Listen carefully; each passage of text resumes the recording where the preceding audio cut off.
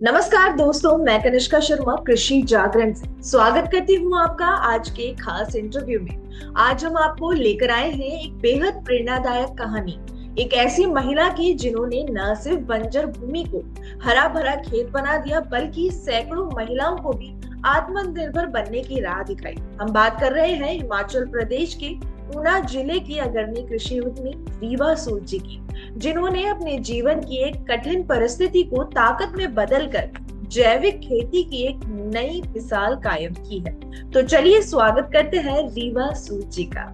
रीवा जी, सबसे पहले तो आपका बहुत बहुत स्वागत है हमारे कृषि जागरण पर। रीवा जी, सबसे पहले मैं चाहूंगी कि आप हमारे दर्शकों को अपने बारे में थोड़ी जानकारी दें कि आखिर कब और कैसे आपने खेती से जुड़ने का ये सफर तय किया।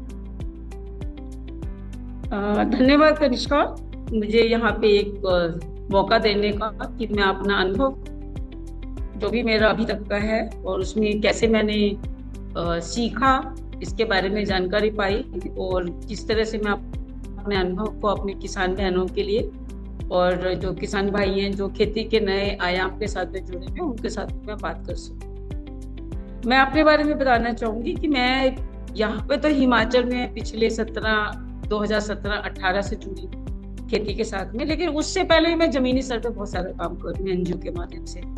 तो महिलाओं के लिए आजीविका के साधन कैसे तैयार करने हैं, उनको किस तरह से स्किल ट्रेनिंग प्रोग्राम में डालना है, या वो वाली ग्रास रूट बहनें जो बिल्कुल बोलती नहीं है उनको किस तरह से मोटिवेट करना है, ये शुरू से लेकर आज तक मेरे मुद्दे रहे। तो मैं तो हमेशा यही बोलती रही कि हर बहन के लिए एक वर्ड बोलती हूँ जो काम करना चाहती हैं और जो कर रही हैं, जिनकी सोच है कि मुझे कुछ करके दिखाना, तो करके दिखाने से पहले उसको बोलना चाहिए। तो मैं यही बोलती हूँ कि तू बोलेगी तभी जमाना बदलेगा। पहले मैं अपने आप में जो क्षमता है सोच की, उसको बोलने में बरकरार करो, और फिर जो भी आपको करना है, जो भी आपको तकनीकी जानकारी लेनी है, या आपका पारिवारिक कृषि से जुड़ा हुआ आपका यदि उद्योग है या आपकी खेती है, उसको आप नए मुद्दों के साथ में, नए आयाम के साथ कैसे जोड़ें। तो ये कुछ चंद बातें हैं जो मैं अपनी बहनों के लिए, खासतौर से किसान बहनों के लिए, जो बहनें एंटरप्रेन्योर बन रही हैं उनके लिए बोलना चाहती। मैं हिमाचल प्रदेश के ऊना जिले में अभी जहाँ पे मैं बैठी, ये गांव का नाम है घुंघराला, और ये 3 गांव है यहाँ पे जिनमें मैं काम करती हूँ शुरू से, जब मैंने शुरुआत किया था। तो घुंघराला में मैंने अभी अपना एक छोटा सा गांव का एक घर भी बनाया है, और इसी में मेरी खेती है, और साथ में एक खेत जुड़ता है अखरोट, और साथ में बेहड़ बिट्टल। सबसे पहले मैंने जो शुरुआत की थी वो बेहड़ बिट्टल में शुरू की थी, और शब्दों का इस्तेमाल जो जुड़ा था मेरे साथ में, पहले भी बहुत सारे मीडिया ने भी बोला, आसपास के लोगों ने भी बोला कि ये तो बंजर है, और बंजर जमीन में आप क्या करेंगी, 40-50 साल से यहाँ पे कोई आया ही नहीं और कोई काम नहीं हुआ। बहुत दुख हुआ कि धरती, जिसको हम धरती माँ बोलते हैं, जननी, बंजर कैसे हो सकती है। किसी ने तो किया होगा उसको, चाहे वो ज्यादा उसमें यूरिया डाला गया है किसी जमाने में, या हालात इस तरह से बने होंगे कि जिसको हम आजकल बोलते हैं कि ग्लोबल वार्मिंग में एक उसका भी कंट्रीब्यूशन हो गया बंजर का। हम बहुत बड़ी बड़ी बातें करते हैं समाज में ग्लोबल वार्मिंग, लेकिन मैं तो लोकल वार्मिंग की भी बात करती हूँ कि जब मैं यहाँ पर आई थी तो यहाँ का टेम्परेचर जो था 50 डिग्री होता था, जिसको मैं फील करती। और मैं शहर में पैदा हुई हूँ, शहर में मैं पढ़ाई की, मैंने शहर में ही मेरा घर है, मेरा परिवार है, मेरा रोजगार है। तो शहर से एक एयर कंडीशन से निकलकर खुले में 50 डिग्री टेम्परेचर में खड़ा होना ही अपने आप में बहुत बड़ी चुनौती थी। और उम्र के हिसाब से भी मैं खुद डायबिटीज हूँ, इंसुलिन डिपेंडेंट हूँ, तो ये भी मेरे लिए स्वास्थ्य के साथ में भी जुड़ी हुई बहुत बड़ी चुनौती थी कि क्या मैं वास्तव में जो इतना बड़ा एक चैलेंज लेके काम करने के लिए आई हूँ, मैं कर पाऊंगी नहीं कर पाऊंगी। तो मुझे पहले अपने मानसिक स्तर पर अपने आप को तैयार करना, जो ये बहुत बड़ा जरूरी है। यही मैं बोलना चाह रही हूँ कि आप जब भी कोई काम करें, जो आपकी सोच है उसमें मन बल होना बहुत जरूरी है। इंटरनल स्ट्रेंथ को लाना आपके लिए बहुत जरूरी है। ये आपका प्लानिंग का पहला स्टेप होना चाहिए। तो मैंने भी उसको लिया। दूसरा था कि आप इतनी सख्त जमीन पे काम करने जा रहे हैं कि जहाँ पे कुछ भी नहीं है। मैं हूँ और वहां का 50 डिग्री टेम्परेचर है, कुछ जानवर हैं आसपास और कांटे हैं कटीले, आसपास कुछ झाड़ियां हैं जिनमें हर साल आग लगती है और टेम्परेचर और बढ़ जाता है, क्योंकि जंगली घास में बहुत जल्दी आग लगती है, अभी भी लगती है हमारे यहाँ पे कुछ पोर्शन। तो ये भी एक चुनौती थी। तीसरा, वहां पे कोई भी पानी कनेक्टिविटी नहीं थी, बिजली की तो बहुत दूर की बात है, क्योंकि जब आप कोई भी टेक्नोलॉजी के साथ में काम करते हैं, जिसे आप इनोवेशन भी बोलते हैं, जोड़ते हैं, या आप मॉडिफाई इनोवेशन के साथ में या ट्रांसफर टेक्नोलॉजी के साथ काम करते हैं, तो ये तो बहुत छोटे छोटे रिसोर्सेज हैं जो आपके साथ में कनेक्ट होने चाहिए, एग्जिस्ट होने चाहिए, या फिर आपको उनके लिए प्रावधान करना पड़ता है। ये भी पार्ट ऑफ आपका प्लानिंग होता है। तीसरा मुद्दा होता है पैसा। बिना फाइनेंशियल रिसोर्सेज के आप काम नहीं कर सकते। पैसा आपके पास में 3 तरह से आता है। एक पैसा जो आपने अपना जोड़ा है, जिसको आप नए उद्योग के लिए या खेती के लिए इस्तेमाल करने जा रहे हैं, तो देखना पड़ेगा आप कितना लगाएंगे। दूसरा होता है कि सरकारी योजनाएं जो ब्लॉक लेवल पे हैं या डिस्ट्रिक्ट लेवल पे हैं, आपके कार्यक्रम के साथ में आपका कितना स्वागत करती हैं, आपको कितना इनकरेज करते हैं, आपको कितना उसमें से वो ग्रांट इन एड के साथ में या सब्सिडी बेस में आपको देंगे। इसके अलावा तीसरा होता है कि कुछ ऐसी एग्जिस्टिंग सरकारी योजनाएं जो कि मैचिंग ग्रांट के साथ जुड़ी हुई होती हैं, कि वो आपके कार्यक्रम के साथ में जुड़ने को तैयार हैं या नहीं है। तो ये वगैरह वगैरह बहुत सारे मुद्दे हैं जो खेती के साथ में आप यदि उसको बिजनेस के लिए जोड़ते हैं तो ये आपको बहुत जरूरी है इसको जोड़ना।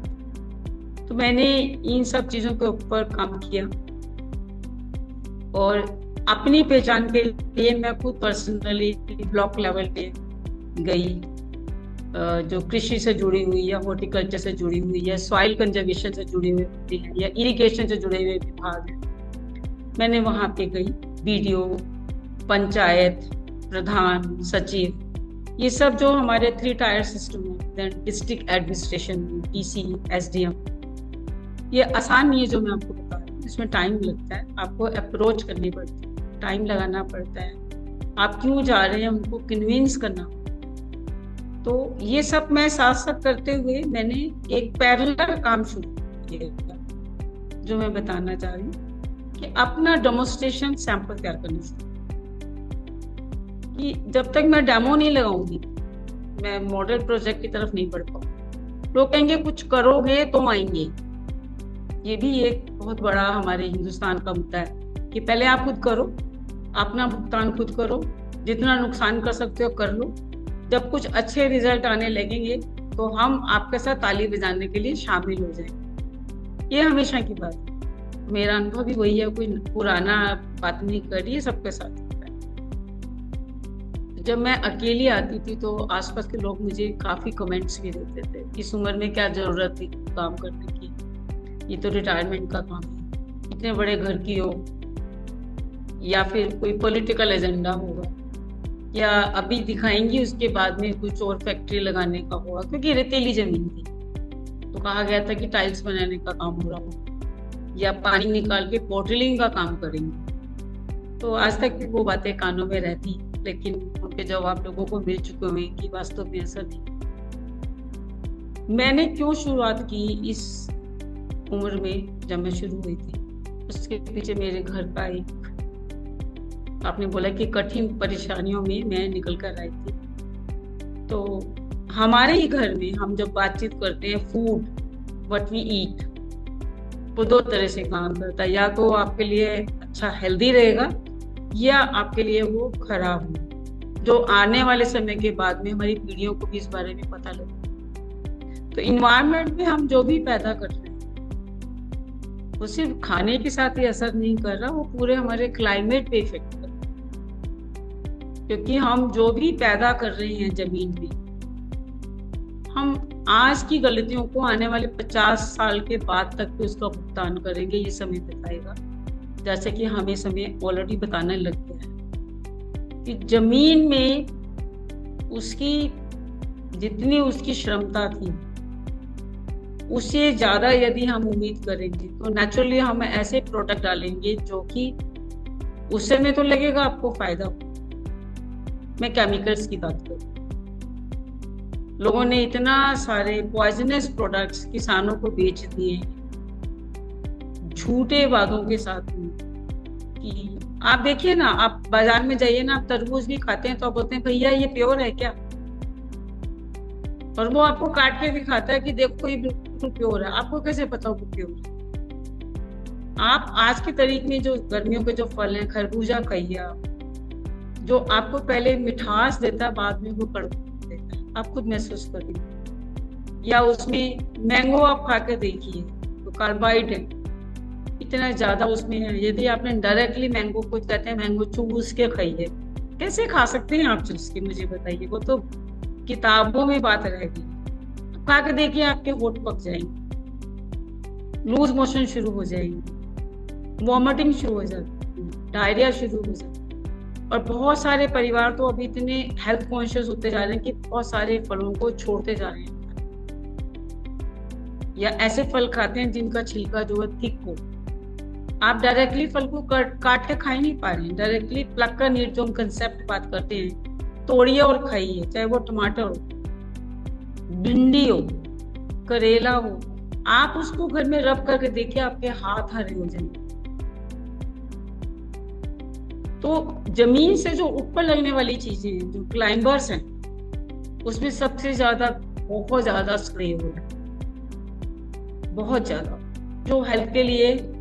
ये तो मैंने आपको छोटी छोटी बातें बताई हैं, उसमें जो सबसे बड़ी बात है कैंसर, जो कि कैंसर हुआ। अभी देखिए आप पंजाब के बारे में कहा जा रहा है कि Punjab has been declare the cancer belt, तो वो फार्मिंग से जुड़ी हुई बातों से जुड़ा हुआ। वहां पे जो ट्रेन है, जो कैंसर ट्रेन से बोली जाती है, बीकानेर ट्रेन का नाम ना लोग नाम नहीं जानते, उसको बोलते हैं कैंसर ट्रेन। तो ये विषय हैं जिसमें हम जो जागरूक लोग हैं, या हम यदि कुछ कंट्रीब्यूट कर सकते हैं, तो मैंने बंजर भूमि को इसीलिए चुना कि अब मैं उसमें कैसे चेंज करूं, कि आने वाले समय पे जो अबेंडन लैंड जो वर्ड बोला जा रहा है उसको हम कैसे रिक्लेम करें, और ग्लोबल वार्मिंग की जगह पे यदि ग्लोबल कूलिंग की बात करें या local cooling in the soil करें, तो हमें उसमें स्टेप्स उठाना चाहिए। तो मेरा ये बहुत बड़ा सोच थी और उसको ही मैंने प्रैक्टिकली किया।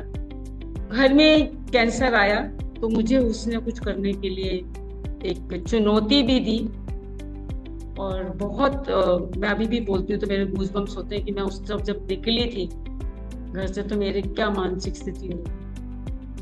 तो मैं अपने परिवार से, अपने बच्चों से कह के कि नहीं मुझे काम करना है, क्योंकि मैं समाज में काम कर रही हूँ, तो अब मैं आप खेती क्यों कर पाऊँ।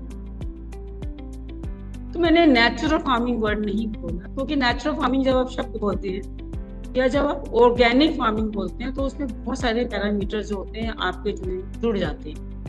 तो मैंने बहुत सिंपल शब्द बोला, केमिकल फ्री, कि मेरा मुद्दा है कि मैं अपने ऑब्जेक्टिव के साथ में केमिकल फ्री फार्मिंग को करूं। That is number 1। नंबर 2, बंजर जमीन के ऊपर आप बहुत सारा काम नहीं कर सकते एकदम से, आपको नुकसान बहुत ज्यादा होगा। तो मैंने छोटे छोटे पैच में इनोवेशन के साथ काम शुरू किया। तो मैंने पॉली हाउसेस बनाए, क्योंकि आप जब पॉली हाउस बनाते हैं तो आपको इन्वायरमेंट मिल जाता है इन हाउस काम करने। वहाँ टेम्परेचर यदि आपका 50 है तो आप पॉली हाउस में धीरे धीरे चलते हुए आप 25 डिग्री 30 डिग्री टेम्परेचर में, 30-35 डिग्री टेम्परेचर में आप पहुंच जाते हैं। तीसरा मुद्दा था पानी नहीं था। तो हमने जब यहाँ पे पानी ढूंढा तो हमें थोड़ा पानी खेतों में मिला, जो कि पेरनल वाटर होता है या स्प्रिंग वाटर था, जो कलेक्शन हो जाता है। कि मैं पहाड़ पे काम करती हूँ तो इसमें मेरे को सॉइल कंजर्वेशन ने बहुत हेल्प की। मैं इसमें विभाग का जरूर उसमें धन्यवाद करूँ। उन्होंने बोला मैडम आप माइक्रो इरिगेशन कीजिए। तो हमने उसमें पॉली हाउस के साथ में माइक्रो इरिगेशन के ऊपर काम शुरू किया। तो पौधा कौन सा लगाना है, that was the big issue. तो हमने बोला हमें जो काम करना है वो केमिकल फ्री करना है, नंबर 2, हमें ऐसा काम करना है जो आज की तरीके में उसकी लागत हो सकती है ज्यादा हो, लेकिन उसका भविष्य में मुझे उसका जो रिटर्न आएगा वो बहुत अच्छा आएगा। तीसरा, कुछ हटके करूं तो ज्यादा अच्छा रहेगा। तो मैंने मेडिसिनल प्लांट्स के ऊपर फोकस किया। इसके लिए मैंने विभाग के साथ में जोड़ा अपना नेशनल मेडिसिनल प्लांट को, जो गिंदरनगर, जो नॉर्दर्न इंडिया का सेंटर, वहां से मैंने जानकारी प्राप्त की और उनकी मैंने सेवाएं प्राप्त की, उनकी गाइडेंस प्राप्त की कि मैं कौन से प्लांट्स पे 40 डिग्री टेम्परेचर पे, 45 डिग्री टेम्परेचर पे पॉली हाउस में यदि नर्सरी लगा के, पौधा तो एक दिन बाहर आना है ना, उसको हमेशा तो अंदर नहीं रखेंगे। तो मैंने सर्पगंधा के ऊपर काम शुरू किया, अश्वगंधा पे काम शुरू किया कि ये 2 प्लांट्स हमने पहले लिए कि हम लेते हैं, और जो बाहर जो पौधे लगाने तो उस पर हमने लिस्टिंग कर दी थी कि जैसे जैसे हम काम बढ़ाते जाएंगे हमारी जो जमीनी ताकत बढ़ती जाएगी, उपजाऊ भूमि की, और हम कामयाब होते जाएंगे, हम पौधों पे काम करेंगे। तो हमने 60-65 तरह की वैरायटी के प्लांट्स की लिस्ट बना। अब मुझे 60-65 पे काम नहीं करना था भविष्य में, लेकिन ये मेरा एक सैंपल ट्रायल था, और यदि हम उसमें 10-15 में भी कामयाब हो जाते तो मेरे लिए ये बहुत बड़ी चीज। तो ये प्लानिंग के पार्ट के साथ में हमने एग्जीक्यूट शुरू किया, सर्पगंधा के साथ में एंड अश्वगंधा के साथ में। ओपन में हमने हल्दी लगा दी, और ओपन में हमने ब्लैक वीट लगा दी कि गेहूं को भी ट्राई करते हैं। कुछ खीरा लगाया हमने, कुछ टमाटर लगाया, कुछ भिंडी लगाई। कहने का तात्पर्य यह था कि हमने कुछ सब्जियां और कुछ मेडिसिन प्लांट का इंटरक्रॉपिंग स्टार्ट किया, और मुद्दा एक ही था कि सबको केमिकल फ्री करना है, ताकि यदि कोई टमाटर मेरे यहाँ तोड़ के खाने आ रहा है तो मैं उसको ये ना बोलूं इसको धो के खाइए, आप तोड़िए और खाइए। हमने किया ऐसे। खीरा हमने तैयार किया, हमने बोला तोड़िए और खाइए। लोग कहते ही तो घर ले जाके छील के खाएंगे, मैंने कोई जरूरत ही नहीं, मैं खड़ी हूँ, मैं बोल रही। तो यदि आपको कुछ होगा तो आप मेरे को, मैं जिम्मेदार हूँ, क्योंकि मुझे अपने में विश्वास था कि मैंने क्या प्रोडक्ट लगाया। साथ में जो हमारे साथ के जो किसान भाई थे, जो लेबर का काम करते हैं, मैंने उनको अपने साथ जोड़ा रोजगार के लिए। उनको हमने ये पहली बार ट्रेनिंग दी, और साथ में हमने कहा कि जेब में भी कुछ भी, किसी भी तरह का फसल को कामयाब करने के लिए नहीं लाएंगे आप, ये पहला नियम। और यहाँ पे बीड़ी भी नहीं पिएंगे, ये दूसरा नियम। हमने उनको थोड़ा उनके स्वास्थ्य के साथ साथ जोड़ा। तीसरा हमने बोला कि बहुत तेज गर्मी में आप बिल्कुल दोपहर को मत आइए, आप सुबह आइए और शाम को आइए, ताकि ठंडे में आप इस काम को बढ़ा सकें। उनके साथ में हम लोगों ने अपना शुरू किया। मैं शुरू में आपको बताती हूँ कि मैंने 250 रुपया देना शुरू किया था, ताकि मेरे को अच्छे फार्मर्स जो लेबर काम करते हैं वो मेरे साथ जुड़े। आज मैं उनको 400 रुपया देती हूँ। तो ये भी एक बढ़ोतरी हुई है मेरे ग्राफ में, योजना में, और मैं लगातार काम देती हूँ। मैं पार्ट टाइम नहीं देती, फुल टाइम देती। इवन जब कोरोना में पूरा देश ने काम बंद कर दिया था, फैक्ट्री बंद हो गई थी, लोग अपने घर वापस चले गए थे, मेरे किसान जो भाई हैं वो यहाँ पे काम कर रहे थे, और मैंने उनको दिल्ली से ही उनके साथ में मैं जुड़ी रही, वो काम करते रहे, और मैंने उनकी लागत जो उनकी थी मैंने उनको दी है।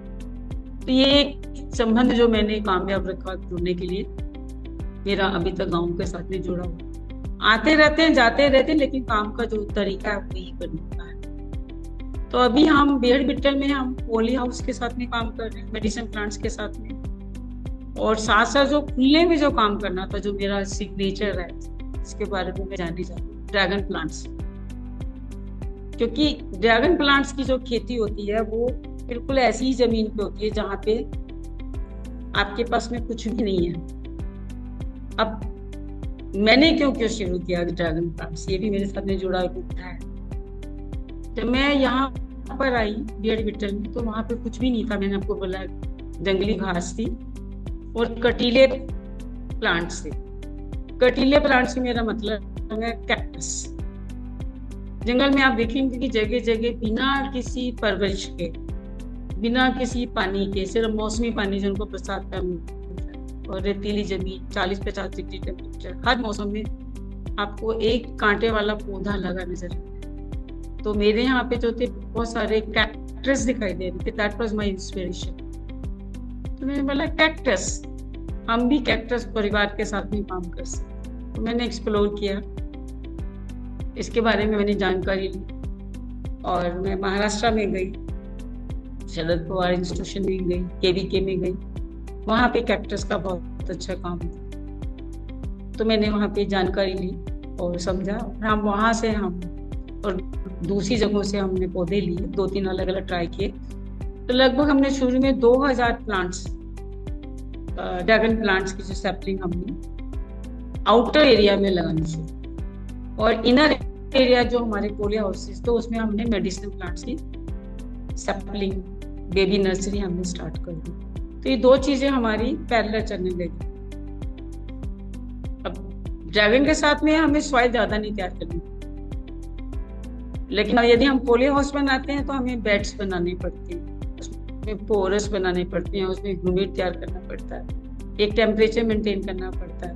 वो एक अलग तरह की टेक्निक है कि आप उन बेड्स को कितना रेज करेंगे, कितना गैप देंगे, उसमें पानी की व्यवस्था रेगुलर होनी चाहिए। और किसानों को आप अलग तरह की ट्रेनिंग देते हैं कि ये पौधा जो है कितने दिन में तैयार हो, कितने टेम्परेचर तक तो उसको कवर करके रखना है, फिर कितने टेम्परेचर में जब उसके जर्मिनेशन होगा तो आप उसको एक्सपोज करना है, वगैरह वगैरह। ये सब चीजें हम बता रहे थे।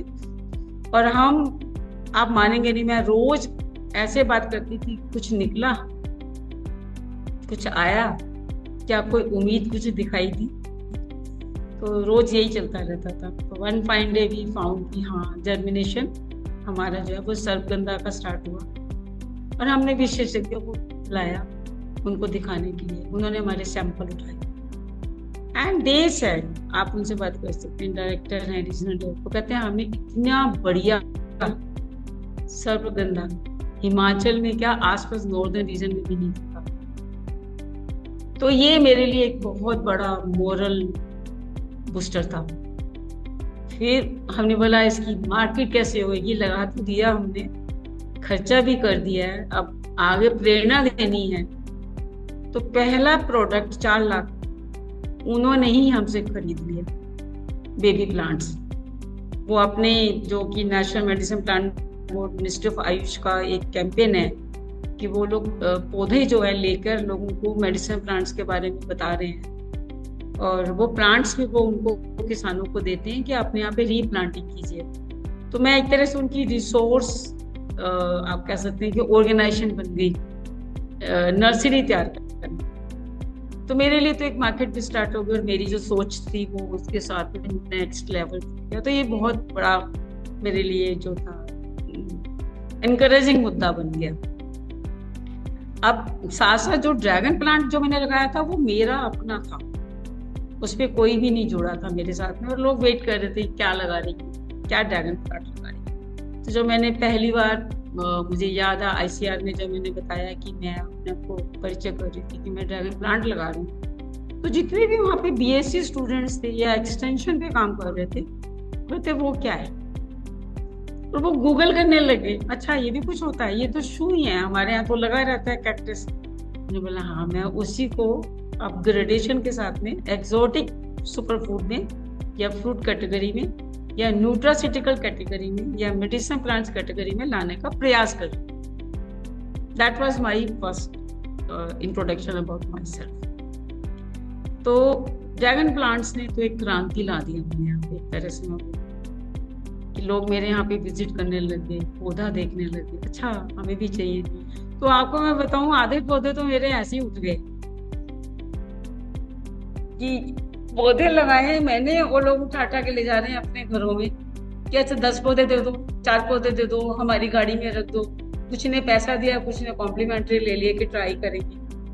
पहला जो 2000 पौधे थे उसमें से मुश्किल से मुझे लगता है मेरे पास 800 से 1000 पौधे ही बचे। लेकिन बाद में बहुत खुशी हुई कि जिनकी जमीन अच्छी थी, जिन्होंने लगाए, तो उनके रिजल्ट्स में मेरे सामने। तो मैंने बोला चलिए मेरे यहाँ लगा या कहीं और लगा, मेरा तो मकसद सफल हो गया कि लोगों ने इसको एक्सेप्ट किया, खेती का एक नया आयाम, एक नया प्रोडक्ट। तो ये मेरा ड्रैगन प्लांट्स की जो कहानी है अभी तक चली रही है, और हम लोगों ने इसमें नर्सरी भी लगा रहे हैं, फल भी ले रहे हैं। हमारे डिस्ट्रिक्ट एडमिनिस्ट्रेशन से जो IAS थे, मैं उनका नाम जरूर लेना चाहूँगी, मिस्टर राघव शर्मा, उन्होंने मुझे बहुत इनकरेज किया। एडीसी थे हमारे यहाँ भी शर्मा, हर 10 दिन में मेरे यहाँ आ जाते थे देखने के लिए कि अब क्या हो रहा है। तो जैसे मैं इसकी तरह से स्टेप्स को लर्न कर रही थी, ऐसे वो उसको ऑब्जर्व कर रहे थे। पहला फूल आया, उन्होंने देखा ओ ये तो बहुत सुंदर है, इसको कमल की तरह से बोला जाता है, इसलिए इसका नाम भी बदला गया, गुजरात में इसको बदल दिया गया, कमल पुष्प का नाम दिया जा रहा है, क्योंकि ड्रैगन शब्द से लोग कुछ थोड़ा सा सोचते हैं ये चाइनीज वर्ड है। तो मे भी भविष्य में इसका नाम भी हमारे यहाँ से बदल जाएगा, क्योंकि बिल्कुल सुंदर सा कमल जैसा फूल होता है। फिर देखिए जब फूल खिले तो पोलिनेटर्स भी आ गए, तितलियां आने शुरू हो गई। तो बायोडाइवर्सिटी की जो हम बात करते हैं, अपने आप ही सुंदरता में चार चांद लगने शुरू होते हैं, बर्ड्स आने शुरू, क्योंकि जब खाने के लिए मिलेगा तो पक्षी भी आएंगे। तो बहुत सुंदर लग रहा है। अभी आप कभी मैं तो वीडियो शेयर करती रहती हूँ, तो आप देखेंगे तो ये सब चीजें तमाम है। पर मैं फिर दोबारा से बोलती हूँ कि ग्लोबल वार्मिंग को हम जब किताबों में पढ़ते हैं, आप ग्लोबल कूलिंग की बात करें, चाहे आप आधा कनाल में लगाएं, चाहे आप जितने मर्जी एकड़ जमीन में लगाएं, यदि आप यूरिया कम कर देते या केमिकल्स कम कर देते, जमीन में नेचुरल प्रोडक्ट्स को लगाते हैं, जैसे हमने वर्मी कंपोस्ट प्रमोट किया, तो जो कीड़े होते हैं जो वो जमीन में जाते हैं तो एरिएशन अपने आप ही बढ़ जाती है सॉइल की, उसमें उसकी गुणवत्ता बढ़ती है, उसमें एयर जाती है, पानी रिटेंशन का जो चैनल बन जाता है, तो प्लांट्स को जर्मिनेशन के लिए जो एक भोजन चाहिए मिल जाता है। तो हम वर्मी कंपोस्ट तैयार करते हैं, तो हम अपने यहाँ पे वर्मी कंपोस्ट डालते हैं। इसके अलावा हमने जीव अमृत कैसे तैयार करते हैं, अभी मेरे आसपास आप जितने मर्जी गांव में बात कर लीजिएगा, सबको जीव अमृत पता है, सब तैयार करते हैं, उनको मालूम है जीव अमृत कैसे तैयार किया जाता है। फिर ग्रीन मैन्योरिंग, जो कि किसानों का बहुत पुराना एक इस्तेमाल किया हुआ तरीका है कि आप पत्तों को क्यों जला रहे हैं, लीफ को क्यों जला रहे हैं, उसको गड्ढे में बंद कर दीजिए, वो अपने आप में ग्रीन मैन्योरिंग। तो वेस्ट को किस तरह से आपने एक वर्दी ऑब्जेक्ट में तैयार करना है, उसको मीनिंगफुल वे में तैयार करना है, ये तो बहुत छोटी छोटी बातें हैं जो मैंने साथ साथ करनी शुरू की और करवा रही। ये हो गया। फिर हमारे नेचर में ही बहुत सारे जो पेड़ लगे हुए हैं, जैसे नीम है, नीम से हमारा नेचुरल पेस्टिसाइड बन जाए, तो लेकिन उसको इस्तेमाल कैसे करना है, उसकी तकनीक हम बताते हैं। हमारे यहाँ पे लोग गांव में गाय भैंस रखते हैं, मक्खन निकाल लेते थे, उसका लस्सी को फेंक देते थे, अब नहीं फेंकते, वो लस्सी को हम अपने जीवामृत में इस्तेमाल, ये भी इसका एक बहुत बड़ा नेचुरल वे है जो तरीका इस्तेमाल करने का। तो ये छोटी छोटी बातें जो किताबों में आपको बड़े आराम से मिल जाएंगी, गूगल में मिल जाएंगी, और बहुत सारे किसान जो इसका उपयोग कर रहे हैं, नेचुरल फार्मिंग में तो कर ही रहे हैं। गाय घर घर में थी, लेकिन मैंने जो गाय ली, मैंने अबेंडन गाय, सूखी गाय जिसको लोग छोड़ देते हैं। तो मेरे यहाँ पे 3-4 सूखी गाय पहले मेरे पास थी, अभी तो भी एक गाय है, अब मैं 2-3 गाय और ला रही हूँ उसके पूछूं। तो हमने वहाँ पे यूरिन का पिट बनाया हो, तो गाय जितना यूरिन करती है, जब आप फर्श को धोते हैं सुबह, आप ये मत बोले कि गाय के पीछे जब बाल्टी लेके चलेंगे तो यूरिन आएगा तो 100 ग्राम, नहीं, ऐसे नहीं होता। आप गाय को जहाँ रखते हैं उसके पास में आप पिट बना दीजिए, जब आप सुबह उसकी धुलाई करते हैं तो रात भर में जो गाय जितना यूरिन करती है वो जब सोक कर लेती है जगह को, वही जब आप वॉश डालते हैं पिट में, तो वो भी तो गौमूत्र है, क्योंकि गोबर और गौमूत्र तो दोनों का हमारा स्लरी बन जाता है। जो ऊपर सेटल हो जाता है हम गौमूत्र की तरह इस्तेमाल कर लेते हैं, जो नीचे रह जाता है वो स्लरी बन जाता है। तो स्लरी को भी हम अपने मैन्योरिंग में यूज करते हैं, और जो पत्तियां हैं जो हमारी बचती हैं उसको हम वर्मी कंपोस्ट में यूज करते हैं। तो ये 3 चीजें मैं आपको अलग अलग बता रही हूँ। ये तकनीक जो है ये हमारी नेचुरल फार्मिंग में भी लिखी हुई है, और हमारे पुराने बुजुर्ग ऐसे ही काम करते थे। मेरे परिवार में भी जिन्होंने खेती किया उन्होंने भी कभी जमाने में ये किया होगा। शहरीकरण में हम एक क्वेश्चन, ये क्या है, तो ये बड़ी गलत सी बात लगती है कि ये क्या है। तो वर्जिन जमीन जो मेरी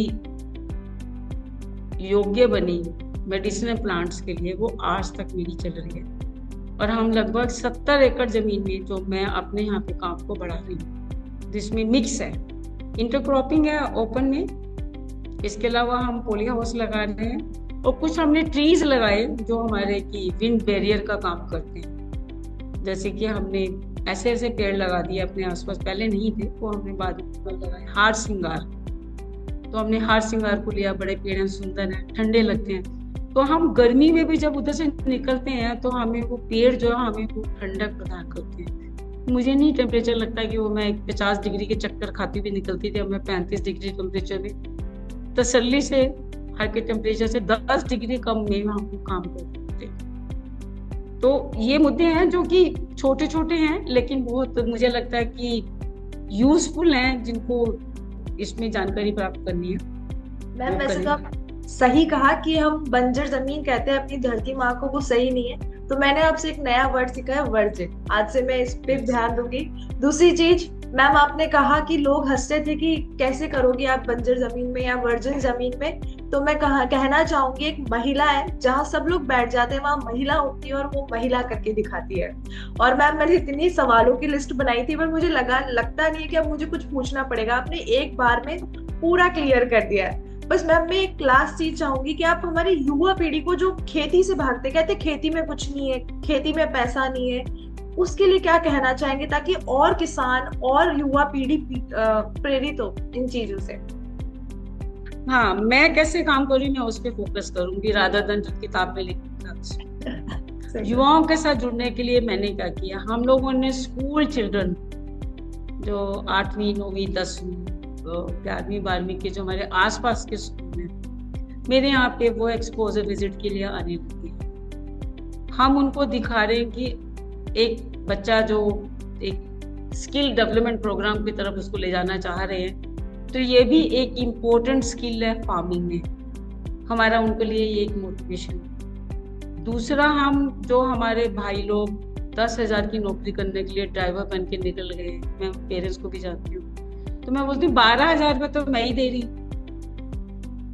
आप घर से बाहर रह के क्या कमा के ला रहे, आप मेरे यहाँ जुड़िए, हम आपको ट्रेनिंग भी देंगे, और जो आपके घर में जो जमीन जो अबेंडन हो गई है उस पर काम कराने के लिए हम आपको अपनी हिम टू हम जो हमारी संस्था है बनी है फार्मर प्रोड्यूसर कंपनी, उसमें हम आपको मौका देंगे कि आप काम करें। तो एक तो वो मुद्दा हो गया। और स्कूल चिल्ड्रन के साथ में मेरे यहाँ बहुत सारी विजिट्स हो रही हैं। पिछले 3 साल से हम जो कामयाब करने की कोशिश कर रहे थे, इस साल हमारे यहाँ पे, मैं आपको ये बताऊँ तो मैं रफली डाटा बताऊँ, 500-600 स्टूडेंट्स मेरे यहाँ विजिट कर चुके हैं और बड़े प्यारे क्वेश्चन करते हैं। कुछ लोग मेरे से प्लांट्स लेके जा रहे हैं। एक दो स्टूडेंट्स ने बताया, हम 2 साल पहले आपके आए थे, ड्रैगन प्लांट लगाया हुआ, या हम आपसे काली गेहूं के बीज ले गए थे, हमने लगाए थे, हमारे यहाँ खेती हुई है। तो मैं ये नहीं बोलूंगी कि 500 के 500 कन्वर्ट हो जाएंगे या चेंज। रिफॉर्मेशन में टाइम लगता है, it's a very slow process. खासतौर से जब आप उनको प्रेशर डाल के जब आप उन्हें बताते हैं तो उसके नेगेटिव इफेक्ट होते हैं, लेकिन जब आप उनको एक्सपोजर देके अपने साथ में समझाते हैं तो रिजल्ट्स आते हैं, जैसा कि मैं कर रही हूँ। इंटर्न्स आ रहे हैं मेरे यहाँ पे जो बीएससी हॉर्टिकल्चर के हैं या एमएससी के प्लेसमेंट के इंटर्न्स हैं। हमने यूनिवर्सिटी के साथ में जोड़ा, दिल्ली यूनिवर्सिटी के साथ में हम काम कर रहे हैं। एक कॉलेज है दीनदयाल उपाध्याय कॉलेज, वहाँ पे मैं वहाँ पे एज ए एडवाइजर और एज ए प्रैक्टिशनर समझाती हूँ। वो स्टूडेंट जुड़ गए हैं। बाबा फरीद हसन यूनिवर्सिटी है जो मेडिकल साइंस की यूनिवर्सिटी है, उसके साथ में हमने R&D स्टार्ट किया है न्यूट्रासिटिकल्स, इसके ऊपर कि ड्रैगन प्लांट्स में न्यूट्रासिटिकल वैल्यूज क्या है, कि हम केमिकल फ्री के साथ में क्या प्रोडक्ट मार्केट में लेकर आए कि जिसमें हमें हेल्थ का जो बेनिफिट्स दिखे वो साइंटिफिकली प्रूवन होना चाहिए। हम उस यूनिवर्सिटी के साथ में काम कर रहे हैं। हमीरपुर यूनिवर्सिटी है जो हमारी हिमाचल की है, उसके साथ में हम काम कर रहे हैं कि हम इंटरक्रॉपिंग को कैसे प्रमोट करें, तो हम मोरिंगा के साथ में काम कर रहे हैं। तो ये साइंटिफिक वे है कि हम कहीं पे dragon with moringa, dragon plant के साथ में हम और प्रोडक्ट अश्वगंधा या ड्रैगन प्लांट में कुछ स्पाइसेस को हम जोड़ रहे हैं।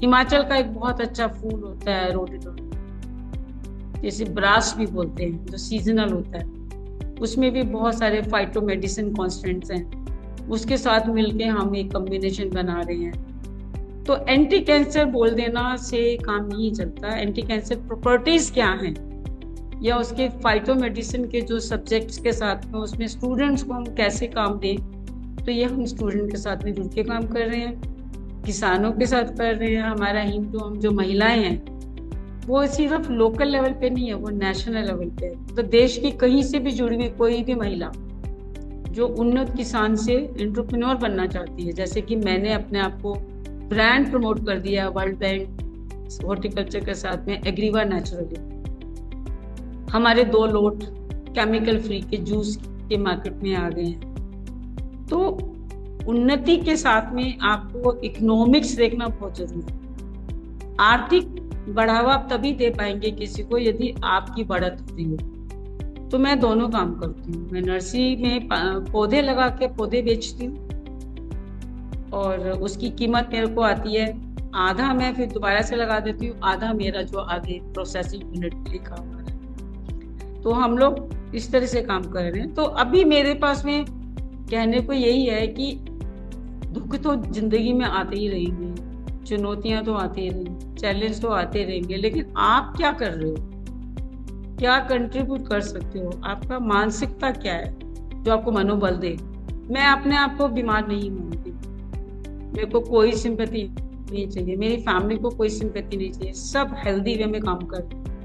और हम तो डिस्कशन भी नहीं करते। जब मीडिया में आता ओ कैंसर, तो मुझे भी बड़ा अजीब सा लगता, अच्छा हुआ था तो अच्छा मैं डायबिटीज हूँ, जो मैं इतनी सारी बिजी हूँ तो मेरा अपने आप में ही मेडिटेशन हो जाता है। मैं अपने आप में इतनी बिजी रहती हूँ कि मैं नहीं सोच पाती इन सब चीज़ों के बारे में कि मुझे इस बीमारी के साथ में जूझने के लिए किसी से सलाह लेनी हो। मेडिकल सलाह चल रही है, मेडिकल ट्रीटमेंट अपनी जगह। सोचने की जरूरत ही नहीं, आपने इतने लोगों को प्रेरित किया और शायद इस चैनल के जरिए आप और भी दर्शकों को प्रेरित करेंगे। और मैं भी लिटरली बहुत कि लोग यहाँ पे आए, वो देखें, सिर्फ मेरे से टेलीफोनिक क्वेश्चन मत करें, थोड़ा समय निकालें, आए। मैंने यहाँ पे रहने की जगह बनाई हुई है, हमको जैसा भी किया, हमारा जैसा व्यवस्था है, थोड़े थोड़े हमने शुरुआत की है। स्टे करें, मेरे से सीखे। मैं कोई फीस नहीं लेती उसकी, लेकिन मैं फीस नहीं लेती, मैं प्लांट बेचती हूँ। मैं बिल्कुल क्लियर बता रही हूँ क्योंकि वो मेरा बिजनेस है।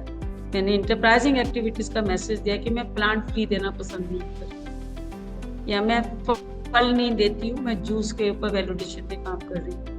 मेडिसिनल प्लांट्स का मतलब है कि हम मेडिसिनल प्लांट्स को नेचुरल वे में ही समझाएं और उसके लिए हेल्थ के इश्यूज के साथ में यदि जुड़े हैं तो कौन सी शारीरिक बीमारियां हैं या मानसिक बीमारी। देखिए मैं अश्वगंधा की बात करें, उसमें मानसिक ट्रीटमेंट भी है, मेंटल हेल्थ भी है। और यदि हम एंटीऑक्सीडेंट्स की बात कर रहे हैं तो वो ड्रैगन प्लांट्स हैं। हल्दी के बारे में हर कोई जानता है, तो हम हल्दी को खाते ही नहीं है, उसको हम एंटीबायोटिक की तरह से, पेस्टिसाइड की तरह से इस्तेमाल करते हैं। पम्प्स की बात करें तो मम्मी कंपोस्ट की बात कर रहे हैं। तो आप इस गर्मी में भी यहाँ आ जाइए तो गर्मी नहीं लगेगी। जरूर एक बार जरूर आएंगे और उस पर एक पूरा पैकेज भी तैयार करेंगे और पूरे दर्शकों को ही दिखाएंगे। धन्यवाद मैम, आपके साथ जुड़ने का ये मौका मिला, बहुत खुशी की बात है हमारे लिए। Thank you very much. Thank you so much ma'am, thank you.